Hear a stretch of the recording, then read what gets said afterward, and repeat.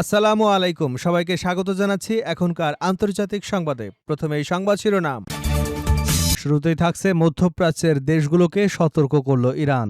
যুক্তরাষ্ট্র আবারও নতুন করে হামলা করলে প্রতিশোধ হিসেবে উপসাগরীয় দেশগুলোর গুরুত্বপূর্ণ জ্বালানি অবকাঠামোতে পাল্টা আঘাত করা হবে বলে সতর্ক করেছে ইরান। সংশ্লিষ্ট 5টি সূত্রের বরাত দিয়ে বার্তা সংস্থা রয়টার্স এ তথ্য নিশ্চিত করেছে। এবারে জানাবো অস্ত্রের মজুদ নিয়ে তথ্য ফাঁসকারীদের শাস্তির অঙ্গীকার ট্রাম্পের। ইরান যুদ্ধে যুক্তরাষ্ট্রের অস্ত্রের মজুদ কমে যাওয়ার খবর অস্বীকার করেছেন মার্কিন প্রেসিডেন্ট ডোনাল্ড ট্রাম্প। তার দাবি, যুক্তরাষ্ট্রের কাছে এখনও বিপুল পরিমাণ অস্ত্র রয়েছে। যেসব সূত্রের বরাত দিয়ে গণমাধ্যম এ বিষয়ে প্রতিবেদন প্রকাশ করেছে তাদের খুঁজে বের করবার অঙ্গীকার করেছেন ট্রাম্প। জানাবো প্রকাশ্যে নেই মোস্তফা খামেনি, নতুন বার্তা দিলেন পেজেশকিয়ান।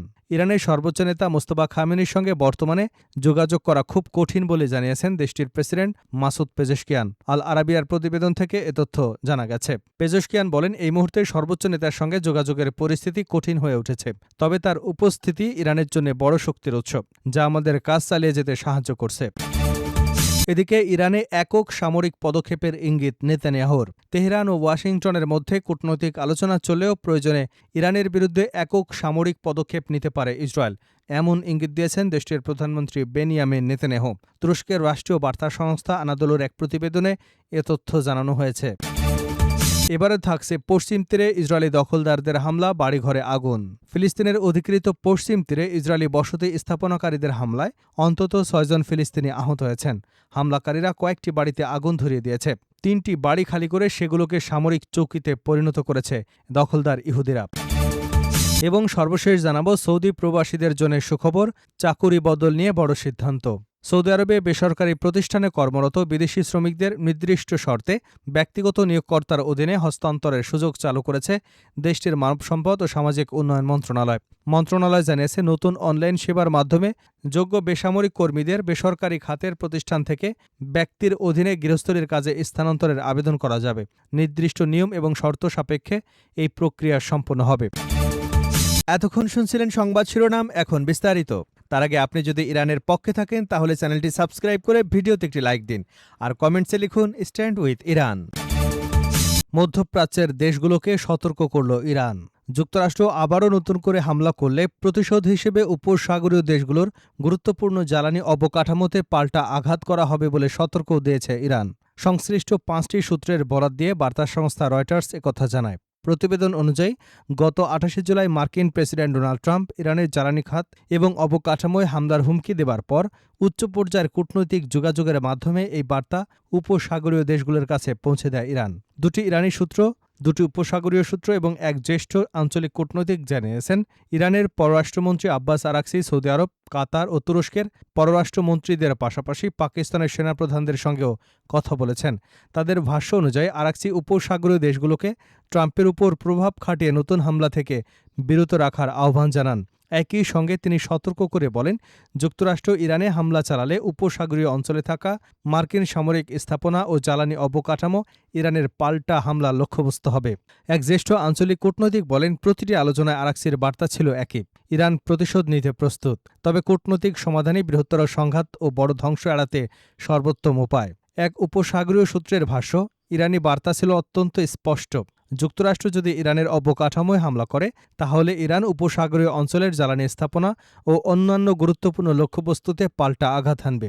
বিশ্লেষকদের মতে, এ ধরনের হুঁশিয়ারির মাধ্যমে ইরান আঞ্চলিক সংঘাতের ঝুঁকি বাড়িয়ে যুক্তরাষ্ট্রের ঘনিষ্ঠ মিত্র উপসাগরীয় দেশগুলোর উপর চাপ সৃষ্টি করতে চাইছে, যাতে তারা ওয়াশিংটনকে নতুন করে সামরিক অভিযান থেকে বিরত রাখে। প্রতিবেদন অনুযায়ী এরপর সৌদি যুবরাজ মোহাম্মদ বিন সালমান ট্রাম্পের সঙ্গে কথা বলে সামরিক পদক্ষেপ স্থগিত রাখা, যুদ্ধবিরতি বজায় রাখা এবং আলোচনায় ফেরার আহ্বান জানান। আরেক উপসাগরীয় সূত্র জানিয়েছে, ইরানের সতর্ক বার্তা মূলত সব উপসাগরীয় দেশের জন্য হলেও এটি প্রধানত সৌদি আরব এবং কাতারের মাধ্যমে পৌঁছে দেওয়া হয়েছে। সাম্প্রতিক বছরগুলোতে সৌদি আরব সহ কয়েকটি উপসাগরীয় দেশের সঙ্গে সম্পর্ক উন্নয়ন করেছে তেহরান। এদিকে কাতার, ওমান এবং সৌদি আরবও ওয়াশিংটনকে ইরানের সঙ্গে আলোচনায় পুনরায় শুরু করবার আহ্বান জানিয়েছে। এক ইরানি কর্মকর্তা বলেছেন, নতুন করে মার্কিন হামলা হলে পুরো অঞ্চল আগুনের গোলকে পরিণত হতে পারে বলে ইরান সতর্ক করেছে। গত 2 আগস্ট ট্রাম্প জানান, দ্রুত সমঝোতা সম্ভব হলে তিনি ইরানে হামলার পরিকল্পনা বাতিল করতে সম্মত হয়েছেন। অস্ত্রের মজুত নিয়ে তথ্য ফাঁসকারীদের শাস্তি দেওয়ার অঙ্গীকার ট্রাম্পের। ইরান যুদ্ধে যুক্তরাষ্ট্রের অস্ত্রের মজুদ কমে যাবার খবর অস্বীকার করেছেন মার্কিন প্রেসিডেন্ট ডোনাল্ড ট্রাম্প। তার দাবি, যুক্তরাষ্ট্রের কাছে এখনও বিপুল পরিমাণ অস্ত্র রয়েছে। যেসব সূত্রের বরাত দিয়ে গণমাধ্যম এ বিষয়ে প্রতিবেদন প্রকাশ করেছে, তাদের খুঁজে বের করবার অঙ্গীকার করেছেন ট্রাম্প। মার্কিন প্রেসিডেন্ট জোর দিয়ে বলেছেন, সামরিক বাহিনী বিপুল পরিমাণে মজুদ বজায় রেখেছে এবং দ্রুত উৎপাদন বাড়াচ্ছে।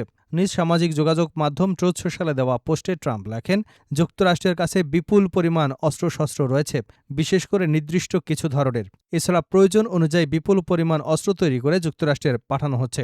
প্রতিরক্ষা সংস্থাগুলো আমাদের দেশের ইতিহাসে সবচেয়ে বেশি সংখ্যক প্ল্যান্ট এবং কারখানা তৈরি করেছে।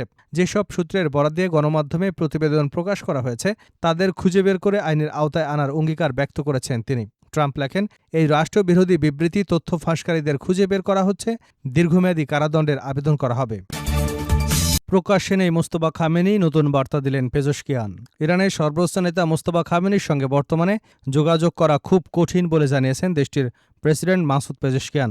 এমন কথা জানান তিনি। আল আরাবিয়ার প্রতিবেদন থেকে এ তথ্য জানা গেছে। পেজেশকিয়ান বলেন, এই মুহূর্তে সর্বোচ্চ নেতার সঙ্গে যোগাযোগের পরিস্থিতি কঠিন হয়ে উঠেছে। তবে তার উপস্থিতি ইরানের জন্য বড় শক্তির উৎস, যা আমাদের কাজ চালিয়ে যেতে সাহায্য করে। চলতি বছর ফেব্রুয়ারির শেষ দিকে শুরু হওয়া যুক্তরাষ্ট্র ইসরায়েলের চালানো হামলায় মোস্তফা খামেনি আহত হন। একই হামলায় তার বাবা, ইরানের সাবেক সর্বোচ্চ নেতা আয়াতুল্লাহ আলী খামেনি নিহত হন। এরপর সর্বোচ্চ নেতার দায়িত্ব পান তিনি। তবে দায়িত্ব পাবার পর থেকে মোস্তফা খামেনিকে প্রকাশ্যে দেখা যায়নি। তিনি লিখিত বিবৃতির মাধ্যমে বিভিন্ন সময় বক্তব্য দিয়েছেন। গত মাসে তার বাবার জানাজা এবং দাফন অনুষ্ঠানেও তাকে দেখা যায়নি। তবে সর্বোচ্চ নেতার নেতৃত্বের বিষয়ে পেজেশকিয়ান জোরালোভাবে সমর্থন জানিয়েছেন। তিনি বলেন, খামেনির সঙ্গে তিনি বেশ কয়েকটি ফলপ্রসূ বৈঠক করেছেন এবং সেখানে তার কাছ থেকে আন্তরিকতা এবং অত্যন্ত যুক্তিসঙ্গত আচরণ পেয়েছেন। পেজেশকিয়ান বলেন, দুর্ভাগ্যজনকভাবে বর্তমান পরিস্থিতি কিছু অসৎ উদ্দেশ্যসম্পন্ন মানুষকে তাকে ভিন্নভাবে তুলে ধরবার এবং তার একটি ভিন্ন চিত্র উপস্থাপনের সুযোগ করে দিচ্ছে। ইরানে একক সামরিক পদক্ষেপের ইঙ্গিত নেতানিয়াহুর। তেহরান এবং ওয়াশিংটনের মধ্যে কূটনৈতিক আলোচনা চললেও প্রয়োজনে ইরানের বিরুদ্ধে একক সামরিক পদক্ষেপ নিতে পারে ইসরায়েল, এমন ইঙ্গিত দিয়েছেন দেশটির প্রধানমন্ত্রী বেনিয়ামিন নেতানিয়াহু। তুরস্কের রাষ্ট্রীয় বার্তা সংস্থা আনাদোলুর এক প্রতিবেদনে এ তথ্য জানানো হয়েছে। স্থানীয় সময় বুধবার নেতানিয়াহু বলেন, ইসলামিক রেভলিউশনারি গার্ড কর্পসের কমান্ডার আহমেদ ওয়াহিদির বক্তব্য থেকে স্পষ্ট, ইরান পারমাণবিক কর্মসূচি এগিয়ে নিতে চায়। তিনি বলেন, ইসরায়েলের প্রধানমন্ত্রী হিসেবে তিনি নিশ্চিত করতে চান ইরান কোনোভাবেই পারমাণবিক অস্ত্র অর্জন করতে না পারে। যুক্তরাষ্ট্রকে ইসরায়েলের সবচেয়ে ঘনিষ্ঠ মিত্র উল্লেখ করে নেতানিয়াহু বলেন, দেশের নিরাপত্তা নিশ্চিত করতে যা প্রয়োজন তা করতেই তিনি প্রতিশ্রুতিবদ্ধ।